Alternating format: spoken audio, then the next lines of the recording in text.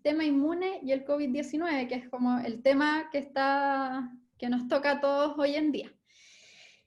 Sabemos, ¿cierto?, que el COVID-19, bueno, está una nueva enfermedad respiratoria causada por el síndrome respiratorio agudo severo de coronavirus SARS-CoV-2, que tiene un genoma similar, casi un 80% similar al SARS-CoV y el MERS-CoV, que fueron otros coronavirus que tuvieron también harta morbilidad y una no menor mortalidad hace unos años. Y la mayoría de los pacientes tienen síntomas leves a moderados, pero sabemos que por lo menos un 15% presenta una neumonía severa y hasta un 5% de los pacientes hacen un síndrome de distrés respiratorio agudo con shock séptico o falla orgánica múltiple que finalmente puede llegar a la muerte. ¿Cuál es el problema de esto? ¿Por qué ha sido tan severo? Es que el sistema inmune humano está naive a este virus nuevo. En el fondo no tenemos una inmunidad de memoria ante este virus. Por lo tanto, eso explica por qué todo el mundo es vulnerable de infectarse y por eso ha generado tanta morbilidad y tantas complicaciones. Y a ver, me quiero referir a la respuesta inmune que se genera y las teorías que hay, porque todavía entenderán que esto está en pleno conocimiento, muy dinámico, así que puede que quizá algunas de las cosas que diga en este momento mañana la refuten, pero esto es lo que se sabe hasta ahora. Entonces tenemos este virus que ingresa, ¿cierto?, a través de los alvéolos, a través de los receptores de enzima convertidora angiotensina 2, y una vez que ingresa, el virus tiene la capacidad de evadir los sistemas inmunes de respuesta innata, que es principalmente la respuesta de la liberación de interferón. No sé si se acuerdan que el interferón, como les dije al principio, tiene un rol muy importante en las infecciones virales porque interfiere en la capacidad de la replicación viral. Y también los interferones lo que hacen es que no solo impiden que el virus se siga replicando, sino que también inducen como toxicidad en las células del huésped que están alrededor de esta célula infectada por el virus. Y de esa manera protege que estas otras células se infecten y de esa forma bloquea en el fondo la progresión.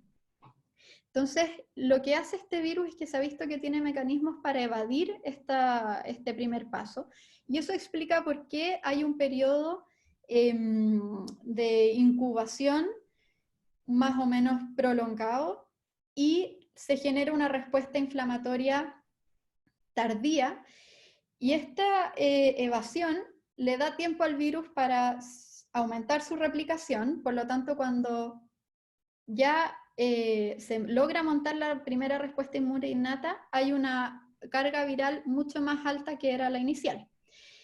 Y esto hace que llegan muchos neutrófilos, llegan muchos macrófagos, y a nivel pulmonar se ha visto que existe una población de macrófagos residente a nivel, digamos, pulmonar.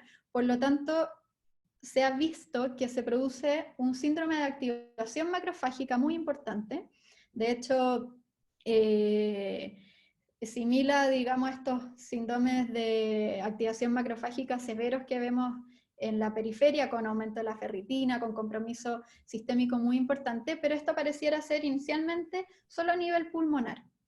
Y esta gran respuesta, esta gran activación macrofágica, lo que produce es que haya una gran liberación de interleuquinas y citoquinas, y finalmente se monta una respuesta adaptativa que va a ser a través de linfocitos TGLPR1 y TGLPR17, pero recordemos que los macrófagos son una de las células que secretan además interleuquina 6, y la interleuquina 6 tiene un efecto proinflamatorio y además hace que haya diferenciación también hacia TGLPR2, y hay una activación muy importante de los TGLPR17. El TGLPR17, como les dije antes, es un linfocito que es sumamente proinflamatorio. Y esto hace que se genere esta tormenta de citoquina, y y que finalmente, más que combatir la infección misma, se produce daño celular, daño pulmonar, y estos son los pacientes que hacen estos cuadros severos y que terminan en ventilación mecánica y graves, ¿ya? Por otro lado, se ha visto también que los pacientes que tienen la infección tienen linfopenia, es decir, un recuento bajo de linfocitos.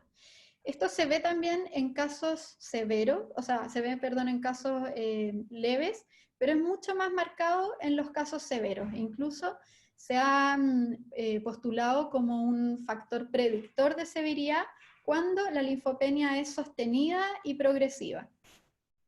Tengo en la diapositiva próxima los mecanismos por los cuales se postula que puede producirse esta linfopenia.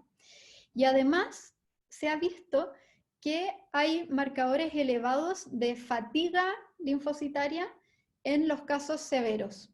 Y esto es lo mismo que se ve en infecciones virales crónicas, y que en el fondo se produce esta fatiga celular y que podría explicar también por qué la eliminación del virus no logra ser efectiva. Esta figura de acá, la verdad es que ya es lo que les contaba sobre los mecanismos que tiene el virus para evadir la respuesta innata, principalmente a través de los interferones. Y esto de la derecha es un estudio de pacientes, fueron alrededor de 66 pacientes, si no me equivoco. 55 eran casos, fueron 75 casos, perdón. La mayoría eran leves y un porcentaje menor, que era alrededor de 15 pacientes, fueron casos severos. Y a esos pacientes le hicieron un recuento de las células T, tanto de las T en general, los TCD8, los natural killers, y midieron también el NKG2A, que es un marcador de fatiga en el fondo celular. Y se ve que estos son las personas sanas, estos son en azul los casos leves y en rojo los casos severos. Se ve que en los casos leves hay una linfopenia, pero que no es tan marcada, y en casos severos se veía una linfopenia que era mucho más marcada y, como les decía, era persistente y progresiva. Y había, estos pacientes presentaban también linfopenia de los linfocitos TCD8, que, como les dije al principio, tiene un rol importante en ir a atacar a las células con patógenos intracelulares como los virus. Y se veía que los casos que tenían el SARS-CoV y que tenían casos, y que eran casos severos, tenían estos marcadores elevados de fatiga celular. Y que esto se normalizaba en el periodo de convalecencia. En el fondo los marcadores bajaban y, por otro lado, los linfocitos tendían a normalizarse. Entonces esa es otra de las hipótesis también por las que se postula y por qué algunos pacientes logran combatir la enfermedad y otros no logran combatirla bien. Y por último, la linfopenia, los mecanismos que se han propuesto es, uno, que el virus tiene la capacidad de infectar directamente a los linfocitos T e inducir la apoptosis y eliminarlo. También se ha visto y se ha postulado que puede ser mediante la injuria de los órganos linfoides primarios, o una apoptosis linfocitaria secundaria a esta respuesta inflamatoria exacerbada, que en el fondo sería como por consumo, por decirlo así. Y por último, se ha propuesto que podría haber una inhibición linfocitaria, pero por productos moleculares metabólicos derivados de la inflamación, no solo de las células y de las interleuquinas que se secretan, sino que también mediante cambios en la homeostasis que se producen, como por ejemplo la acidosis láctica, que eso produciría también la apoptosis y la muerte de los linfocitos.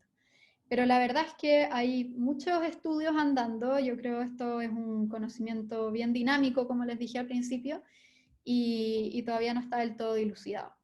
Y por último, no se asusten que no voy a hablar de todos estos tratamientos, pero estos son los tratamientos que se están estudiando y dónde actúan, por ejemplo, la hidroxicloroquina, que es uno de los que se usan y que podrían tener un rol más en etapas iniciales, porque lo que principalmente interviene es a nivel de la fusión del virus a la célula, entonces impediría la entrada finalmente del virus a la célula.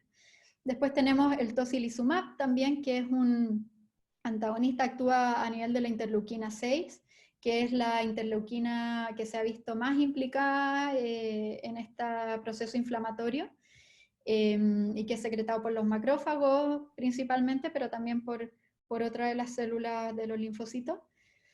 Pero la verdad es que hasta ahora hay varios trials andando, tenemos que ver cómo anda, probablemente necesitamos actuar a nivel de más de un mecanismo, porque en el fondo ya dijimos, no basta con interferir solamente a un nivel probablemente, porque todos estos procesos están íntimamente relacionados. Eso es lo que les quería contar.